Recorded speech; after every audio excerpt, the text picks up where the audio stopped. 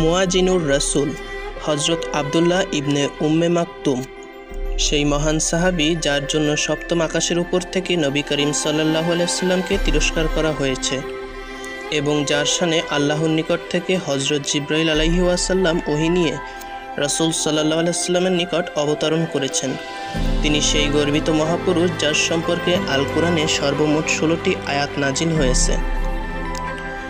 মদিনাবাসীরা তাকে ডাকতেন আব্দুল্লাহ ইবনে উম্মে মাকতুম বলে, তবে ইরাকিদের নিকট তিনি উমর ইবনে উম্মে মাকতুম নামে পরিচিত। তিনি ছিলেন মক্কার কুরাইশ গোত্রের সন্তান। রাসূল সাল্লাল্লাহু আলাইহি ওয়াসাল্লামের সাথে তার সম্পর্কও ছিল। তিনি ছিলেন উম্মুল মুমিনিন হযরত খাদিজাতুল কুবরা রাদিয়াল্লাহু তাআলা আনহু এর মামাতো ভাই। তার পিতা কায়েস বিন জাইদ ও মাতা আতিকা বিনতে আব্দুল্লাহ। আব্দুল্লাহকে অন্ধ অবস্থায় প্রসব করেন, এ কারণে মা আতিকা উম্মে মাকতুম এই নামেই পরিচিতি লাভ করেন। মাকতুম অর্থ অন্ধ এবং উম্মে মাকতুম অর্থ অন্ধের মা। বাহ্যিক চক্ষু তার ছিল না, তবে একটি তীক্ষ্ণ অন্তর্চক্ষু তিনি লাভ করেছিলেন। মক্কায় ইসলামের আলোকরশ্মি আত্মপ্রকাশের সূচনা কালটি তিনি প্রত্যক্ষ করেছিলেন। আল্লাহ তাআলা তার অন্তর্চক্ষু উন্মুক্ত করে দেন, তিনি ঈমান আনেন। এভাবে তিনি হলেন ইসলামের প্রথম পর্বের বিশ্বাসীদের অন্যতম। মক্কায় মুসলমানদের কুরবানি, ত্যাগ, তিতিক্ষা, ধৈর্য ও দৃঢ়তার অংশীদার ছিলেন তিনিও। অন্যদের মতো তিনিও শিকার হয়েছিলেন কুরাইশদের অত্যাচার ও উৎপীড়নের।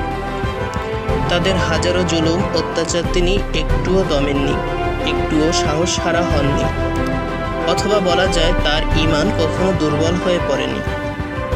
তাদের জুলুম অত্যাচার যতই বৃদ্ধি পেয়েছিল, তিনিও তত বেশি করে আল্লাহ তাআলার দ্বীনকে মজবুতভাবে আঁকড়ে ধরেছিল। তার সঙ্গে সঙ্গে আল্লাহর কিতাবের সাথে সম্পর্ক আরও গভীর হয়েছিল। শরীয়তের সমাজও বৃদ্ধি পেয়েছিল এবং রাসূল সাল্লাল্লাহু আলাইহি ওয়াসাল্লামের নিকট তার সময় অসময়ে যাতায়াতও বেড়ে গিয়েছিল। রাসূল সাল্লাল্লাহু আলাইহি ওয়াসাল্লামের প্রতি তার ভক্তি, ভালোবাসা ও পবিত্র কুরআন হিফজ করার প্রতি তার আগ্রহ এত প্রবল হয়ে উঠেছিল যে এ ব্যাপারে প্রতিটি সুযোগকে তিনি গনিমত মনে করতেন এবং প্রতিটি কাজে লাগাতেন। আগ্রহের অতিশয্যর কারণে অনেক সময় রাসূল সাল্লাল্লাহু আলাইহি ওয়াসাল্লামের নিজের জন্য এমনকি অন্যের জন্য নির্ধারিত সময়টুকুতেও তিনি ভাগ বসাতেন। এটা সেই সময়ের কথা যখন রাসূল সাল্লাল্লাহু আলাইহি ওয়াসাল্লাম মক্কার কুরাইশ নেতৃবর্গের ভীষণ চ্যালেঞ্জের মুখোমুখি। তাদের ইসলাম গ্রহণের ব্যাপারে তিনি দারুণ আগ্রহী। একদিন তিনি মিলিত হলেন উতবা ইবনে রাবিয়া, সাইবা ইবনে রাবিয়া, আমর ইবনে হিশাম ওরফে আবু জাহেল, উমাইয়া ইবনে খালদ এবং খালিদ সাইফুল্লাহর পিতা ওয়ালিদ ইবনে মুগিরার সাথে। তিনি এক একজনের কাছে যাচ্ছেন, সলা পরামর্শ করছেন এবং তাকে ইসলামের দাওয়াত দিচ্ছেন। তিনি আশা করেছেন তারা তার দাওয়াত কবুল করুক অথবা কমপক্ষে তার সঙ্গী সাথীদের ওপর অত্যাচার উৎপীড়ন থেকে বিরত থাকুক। এমন একটি গুরুত্বপূর্ণ কাজে তিনি ব্যস্ত। এমন সময় সম্পূর্ণ অনাহুতভাবে আব্দুল্লাহ ইবনে উম্মে মাকতুম এসে হাজির। বললেন, ইয়া রাসূলুল্লাহ, আল্লাহ আপনাকে যা শিক্ষা দিয়েছেন তার কিছু আমাকে শিখিয়ে দিন। রাসূল সাল্লাল্লাহু আলাইহি ওয়াসাল্লাম তার কথায় বিশেষ একটা গুরুত্ব না দিয়ে কুরাইশ নেতৃবৃন্দের প্রতি মনোযোগ বাড়ালেন, এই আশা ও বিশ্বাস নিয়ে যে তারা ইসলাম গ্রহণ করবে এবং তাতে আল্লাহর দ্বীনের সম্মান বৃদ্ধি পাবে ও দাওয়াতি কাজের সুবিধা হবে। রাসূল সাল্লাল্লাহু আলাইহি ওয়াসাল্লাম তাদের সাথে আলোচনা পরামর্শ শেষ করে যেই না গৃহের দিকে যাওয়ার জন্য উদ্যত হয়েছেন, অমনি আল্লাহ তাআলা তাকে পাকড়াও করলেন, তিরস্কার করে ওহী নাজিল করলেন। সে বুড়ো কুঞ্চিত করল এবং মুখ ফিরিয়ে নিল, কারণ তার নিকট অন্ধ লোকটি এলো। তুমি কেমন করে জানবে? সে হয়তো পরিশুদ্ধ হতো অথবা উপদেশ গ্রহণ করত, ফলে উপদেশ তার উপকারে আসত। পক্ষান্তরে যে পরোয়া করে না, তুমি তার প্রতি মনোযোগ দিয়েছ, অথচ সে নিজে পরিশুদ্ধ না হলে তোমার কোনো দায়িত্ব নেই।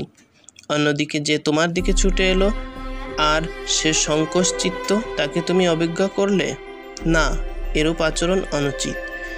এ তো উপদেশবাণী। যে ইচ্ছা করবে স্মরণ রাখবে, তা আছে মহান আল্লাহর লিপিসমূহে, যা উন্নত মর্যাদা সম্পন্ন, পবিত্র, মহান, পূত চরিত্র লিপিকর হস্তে লিপিবদ্ধ। আবাসা 1 থেকে 16। এই অন্ধ সাহাবী হযরত আব্দুল্লাহ ইবনে উম্মে মাকতুমের শানে মোট 16টি আয়াত সহ হযরত জিবরাইল আলাইহিস সালাম সেদিন অবতরণ করেছিলেন রাসূল সাল্লাল্লাহু আলাইহি সাল্লামের অন্তঃকরণে। আয়াতগুলি আজ পর্যন্ত পঠিত হয়ে আসছে এবং যতদিন এ ধরাপৃষ্ঠে মানব জাতির জীবনধারা অব্যাহত থাকবে ততদিন তা পঠিত হবে। সেই দিন থেকে রাসূল সাল্লাল্লাহু আলাইহি সাল্লাম আব্দুল্লাহ ইবনে উম্মে মাকতুমকে বিশেষ সমাদর করতেন। তিনি এলে ডেকে কাছে বসাতেন, কুশলাদি জিজ্ঞাসা করতেন এবং তার কিছু প্রয়োজন থাকলে তা পূরণ করতেন। হযরত আয়েশা রাদিয়াল্লাহু তাআলা তাকে লেবু ও মধুর শরবত বানিয়ে পান করাতেন। তিনি বলতেন, আয়াত নাজিল হওয়ার পর এ ছিল তার জন্য নির্ধারিত।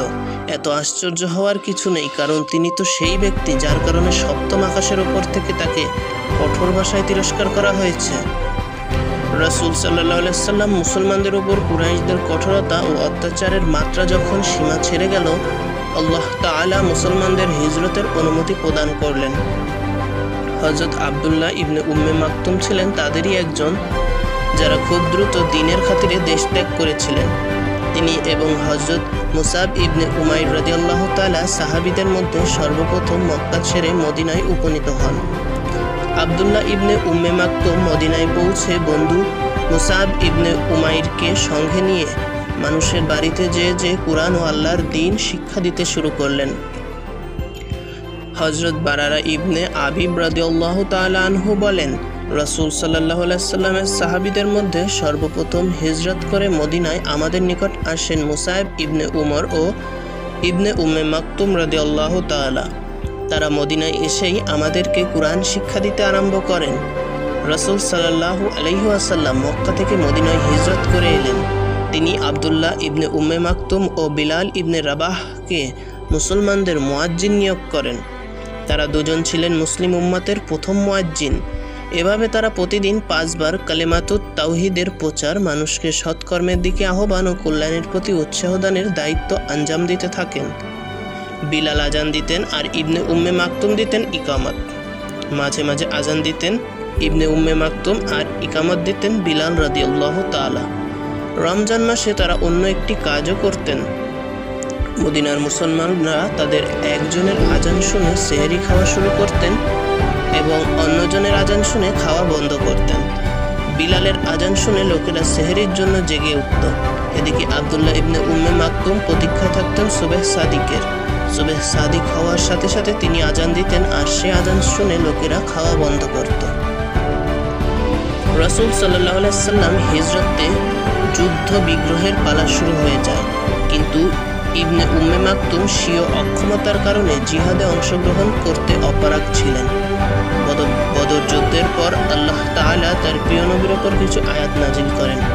আয়াতগুলো মুজাহিদদের সুমহান মর্যাদা ও জিহাদ থেকে বিমুখ হয়ে যারা গৃহে অবস্থান করেন তাদের উপর মুজাহিদদের প্রাধান্য ও শ্রেষ্ঠত্ব ঘোষিত হয়। আয়াতগুলোর বিষয়বস্তু ইবনে উম্মে মাকতুমের মধ্যে দারুণ প্রতিক্রিয়া সৃষ্টি করে। মুজাহিদদের মর্যাদা থেকে বঞ্চিত হওয়ার কারণে তিনি ভীষণ ব্যথিত হন। যখন এই আয়াত নাজিল হলো, গৃহে অবস্থানকারী মুমিনগণ এবং আল্লাহর রাস্তায় মুজাহিদগণ সমমর্যাদার অধিকারী হবে না। রাসূল সাল্লাল্লাহু আলাইহি সাল্লাম কাতিবে ওহী হযরত যায়েদ বিন সাবিত রাদিয়াল্লাহু তাআলাকে আয়াতটি লিখতে বললেন। এমন সময় ইবনে উম্মে মাকতুম সেখানে পৌঁছালেন। আরজ করলেন, ইয়া রাসূলুল্লাহ, সক্ষম হলে আমিও তো জিহাদে অংশগ্রহণ করে মুজাহিদদের মর্যাদা লাভ করতে পারতাম। তারপর অত্যন্ত বিনীতভাবে আল্লাহর নিকট দোয়া করলেন, হে আল্লাহ, আমার অপারগতা সম্পর্কে ওহী নাজিল করুন। হে আল্লাহ, আমার ওজর সম্পর্কে ওহী নাজিল করুন। তার এই আকাঙ্ক্ষা আল্লাহর নিকট এতই মনোপুত হয়েছিল যে সঙ্গে সঙ্গে ওহী নাজিল করে অনন্তকালের জন্য জগতের সকল অক্ষম ব্যক্তিদের জিহাদের দায়িত্ব থেকে অব্যাহতি দান করেন। নাজিল হয়, ওজরগ্রস্তরা ছাড়া যেসব মুসলমান গৃহে অবস্থান করে মর্যাদায় তারা তাদের সমকক্ষ নয়। যারা জান মাল দিয়ে আল্লাহর রাস্তায় জিহাদ করে, এখানে বাক্যাংশ দ্বারা সকল অক্ষম ব্যক্তিকে জিহাদের হুকুম থেকে ব্যতিক্রম ঘোষণা করা হয়েছে। তবে এই হুকুমের কারণে তার জিহাদে গমনের উৎসাহ কমার পরিবর্তে আরও বৃদ্ধি পেল। তার মহান অন্তঃকরণ অক্ষমদের সাথে ঘরে বসে থাকতে অস্বীকৃতি জানায়, কারণ মহান অন্তঃকরণ সর্বদাই মহৎ কাজ ছাড়া পরিতুষ্ট হতে পারে না। ইবনে হাজার আসকিলানি আল ইসাবা গ্রন্থে বলেন, অন্ধ হওয়া সত্ত্বেও তিনি কখনো কখনো যুদ্ধে অংশগ্রহণ করতেন। মানুষকে তিনি বলতেন, আমার হাতে পতাকা দিয়ে তোমরা আমাকে দুসারির মাঝখানে দাঁড় করিয়ে দাও, আমি অন্ধ, পালানোর কোনো ভয় নেই। হযরত ইবনে উম্মে মাকতুম যদিও অক্ষমতার কারণে জিহাদের মর্যাদা লাভে বঞ্চিত ছিলেন, তবে তার থেকে বড় গৌরব ও সম্মান তিনি অর্জন করেছিলেন। রাসূল সাল্লাল্লাহু আলাইহি সাল্লাম যখন নেতৃস্থানীয় মুহাজির ও আনসারদের সঙ্গে নিয়ে মদিনার বাইরে কোনো অভিযানে গমন করতেন, তখন ইবনে উম্মে মাকতুমকে স্থলাভিষিক্ত করে যেতেন। এ সময় তিনি মসজিদে নববীতে নামাজের ইমামতির দায়িত্ব পালন করতেন। সুতরাং আবওয়ার, বাওয়াদ, জুল আসির, জুহাইনা, সুয়াইক, গাতফান, হামরাউল আসাদ, নাজরান, জাতুর রুকা প্রভৃতি অভিযানের সময় মোট 13 বার এ গৌরবে তিনি অর্জন করেন। বদর যুদ্ধের সময় কিছুদিন তিনি এ দায়িত্ব পালন করেছিলেন। পরে হযরত আবু লুবাবাকে এ দায়িত্ব প্রদান করা হয়।